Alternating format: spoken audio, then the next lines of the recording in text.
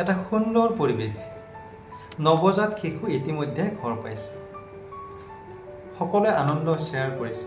কোনোবাই ভিডিঅ' কলত ব্যস্ত, কোনোবাই চেলফি উঠিছে, কোনোবাই নৱজাত শিশুৰ ফটোটো ইতিমধ্যে ছ'চিয়েল মিডিয়াত আপলোড কৰিছে। ইয়াৰ পিছতে কিন্তু আন এক পৰিৱেশ য'ত মাকে কি খাব আৰু কি নাখাব সেই বিষয়ে আলোচনা হৈ আছে।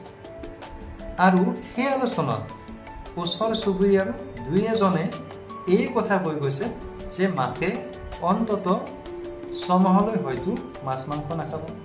কোনোবাই কৈছে বাকলি থকা মাছ মাকে খাব নোৱাৰে। কোনোবাই আকৌ কৈছে যে মাকে তৰকাৰীত হালধি দিলে সেই তৰকাৰী খাব নোৱাৰে।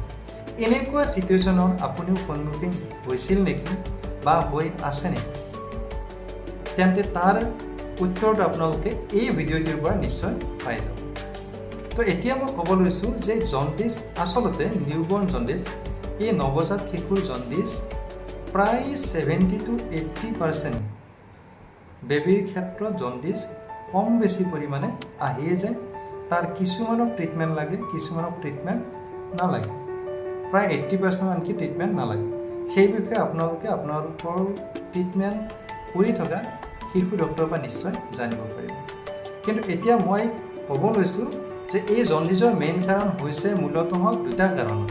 এটা কাৰণ হৈছে বডিটোৰ তুলনাত এই নৱজাত শিশুটিৰ কিন্তু ব্লাডৰ লোহিত ৰক্তকণিকাৰ পৰিমাণটো বেছি।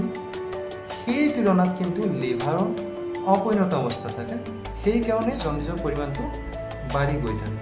তো এতিয়া আপুনি কওক যে এই জণ্ডিছৰ লগত মাকৰ খোৱা লোৱাৰ কিবা ৰিলেশ্যন, কিবা সম্পৰ্ক আছে জানো?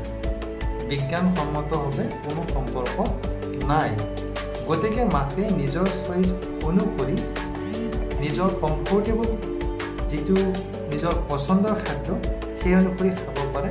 ইয়াত ৰেষ্ট্ৰিকশ্যন নাই। এইবোৰ আচলতে আমাৰ সমাজত থকা কিছুমান ভুল ধাৰণা হয়। এইবোৰ আমি লাহে লাহে আঁতৰ কৰাৰ সময় হৈ গৈছে।